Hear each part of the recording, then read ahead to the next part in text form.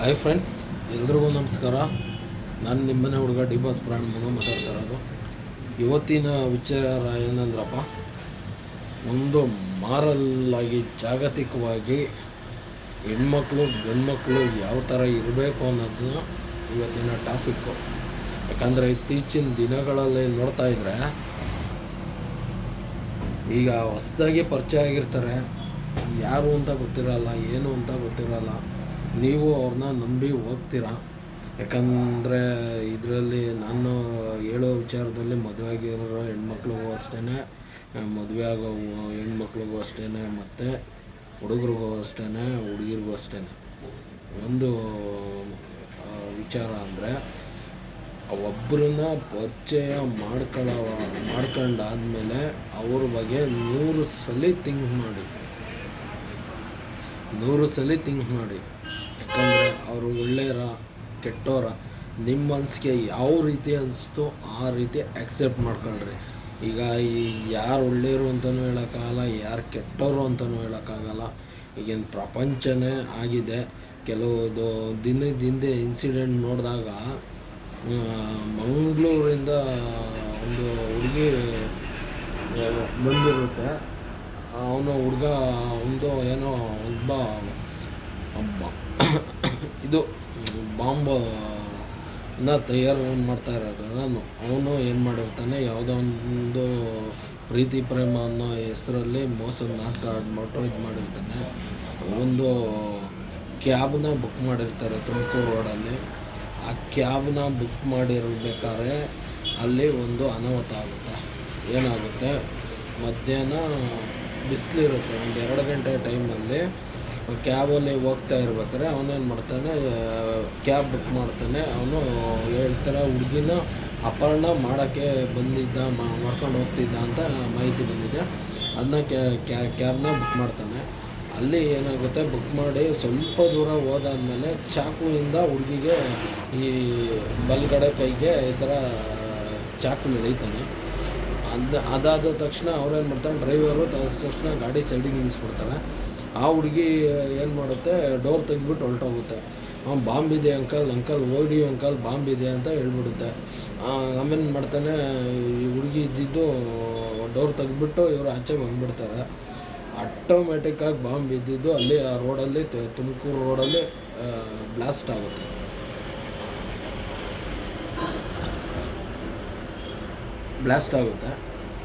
ಅದರಿಂದ ಅವನು ಬ್ಲಾಸ್ಟ್ ಆಯಿತು. ಅವನದು ಸ್ವಂತ ಗಾಡಿ ಆದರೆ ಇದು. ಈಗ ಯಾವುದೇ ಅಗ್ನಿ ಅನಾಹುತ ಆದರೆ ವಾಹನಕ್ಕೆ ಯಾವುದೇ ಪರಿಹಾರ ಇಲ್ಲ, ಯಾವುದೇ ಇನ್ಶೂರೆನ್ಸ್ ಯಾವುದೂ ಬರೋಲ್ಲ. ಇವ್ರು ಮಾಡೋ ಕೆಲಸಕ್ಕೆ ಆ ವ್ಯಕ್ತಿ ಜೀವನ, ಅವರು ಸಾಲ ಮಾಡಿದ್ರು, ಸ್ವಂತದ ಗಾಡಿನೋ ಏನೋ ಗೊತ್ತಿಲ್ಲ, ಅದ್ರ ಡ್ರೈವಿಂಗ್ನ ನಂಬ್ಕೊಂಡಿದ್ದು ಅಲ್ಲಿಗೆ ಕ್ಲೋಸ್ ಆಗುತ್ತೆ. ಯಾವುದೇ EMI ಕ್ಲಿಯರ್ ಆಗಲ್ಲ ಮತ್ತು ಯಾವುದೇ ಇದಾಗಲ್ಲ. ಸರ್ಕಾರದಿಂದ ಯಾವುದೇ ಪರಿಹಾರ ಧನವೂ ಸಿಗಲ್ಲ. ಇದು ಅಂತ ಏನು ಮಾಡ್ತಾರೆ ಅಂದರೆ, ಅವರು ಅನ್ಎಫಿಷಿಯಲಿ ಇನ್ಸಿಡೆಂಟ್ ಇನ್ ಫೈರ್ ಅಂತ ಹಾಕ್ಬಿಟ್ಟು ಕೇಸ ಕ್ಲೋಸ್ ಮಾಡಿಬಿಡ್ತಾರೆ. ಇಷ್ಟೇ ಆಗ್ತಾ ಇರೋದು. ಎಲ್ಲ ಅಷ್ಟೇ. ಮೊನ್ನೆ ಒಂದು ಇನ್ಸಿಡೆಂಟ್ ಆಗಿದೆ. ಇದು ಮದುವೆ ಆಗ್ತೀನಿ ಅಂತ ಕರ್ಕೊಂಡೋಗ್ಬಿಟ್ಟು ಹುಡುಗನ್ನ ಇದರಿಂದ ಅಲ್ಲಿ ಕೆಮ್ಮಣ್ಣಗುಂಡಿ ಹತ್ರ ಒಂದು ಫಾಲ್ಸ್ ಇದೆ, ಆ ಫಾಲ್ಸ್ ಹತ್ರ ತಿಳ್ಳಿರೋದು. ತುಂಬ ಇನ್ಸಿಡೆಂಟ್ ಆಗ್ತವೆ. ಯಾರೇ ಆಗಿರಲಿ, ಯಾರನ್ನೂ ಸಡನ್ನಾಗಿ ನಂಬಕ್ಕೆ ಹೋಗಬೇಡಿ. ಈ ಟೈಮಲ್ಲಿ ಯಾರು ಯಾವಾಗ ಹೆಂಗೆ ಇರ್ತಾರೆ ಅಂತ ಗೊತ್ತಿಲ್ಲ. ಎಲ್ಲೋ ಇತ್ತೀಚೆಗೆ ಇವತ್ತಿನ ಜನ್ರೇಷನ್ಗೆ ಸೈಕೋ ಮೈಂಡ್ಗಳಾಗ್ಬಿಟ್ಟಿದ್ದಾರೆ. ಒಬ್ಬರನ್ನ ನೀವು ನಂಬ್ತೀನಿ ಅಂದರೆ 100 ಸಲ ಯೋಚನೆ ಮಾಡಿ.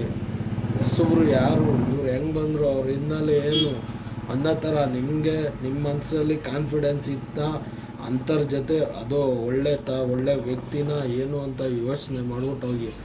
ಈ ಥರ ದುರ್ಘಟನೆಗಳಿಗೆ ಮುಂದೆ ಯಾವತ್ತೂ ಇದು ಮಾಡೋಕ್ಕೆ ಹೋಗಬೇಡಿ. ಯಾಕಂದರೆ ನಿಮ್ಮ ಕೈಯಾರೆ ನಿಮ್ಮ ಜೀವನಗಳ್ನ ನೀವೇ ಹಾಳು ಮಾಡ್ಕೊತೀರ. ಅದ್ಯಾರೋ ಒಂದು ಇದು ನಿನ್ನೆ ಇದ್ರ ಹತ್ರ, ಬೆಳಗಾಂ ಹತ್ರ ಆನ್ಮಟ್ಟಿಲಿ ಏನಾಗಿದೆ ಅಂದರೆ, ಮುಂಚೆ ಇಷ್ಟಪಡ್ತಿದ್ರಂತೆ. ಅವನು ಮದುವೆ ಆಗಿರೋ ಇವ್ರ ಮನೆ ಕಡೆ ಏನೋ ಬಲವಂತವಾಗಿ ಮದುವೆ ಮಾಡಿದ್ದಾರೋ ಇಲ್ಲ ಇವರು ಇಷ್ಟಪಟ್ಟಾಗಿದ್ದೋ ಗೊತ್ತಿಲ್ಲ. ಇವ್ರೇನು ಮಾಡಿದ್ದಾರೆ, ಅವರು ಓಡೋಗ್ಬಿಟ್ಟಿದ್ದಾರೆ. ಮದುವೆ ಆಗಿ ಇದ್ರ ಇದು ಇನ್ನೊಬ್ಬ ಯುವಕನ ಜೊತೆ ಯುವತಿ ಓಡೋಗಿರೋದಕ್ಕೆ ಇಡೀ ಆನ್ವಟ್ಟಿಲಿ 200 ಜನ ಬಂದು ಮನೆ ನುಗ್ಗಿ ಅವ್ರ ಮನೆಯೆಲ್ಲ ಧ್ವಂಸ ಮಾಡವ್ರೆ. ಇದು ಯಾಕೆ ಬೇಕು ಇವ್ರಿಗೆಲ್ಲ? ಇದ್ದರೆ ಒಂದು ಪೊಸಿಷನ್ನಾಗಿ ಇರಬೇಕು, ಇಲ್ಲಾಂದರೆ ಮದುವೆಗಳು ಆಗಕ್ಕೆ ಹೋಗ್ಬಾರ್ದು, ಇಲ್ಲ ಕರೆಕ್ಟಾಗಿರಬೇಕು.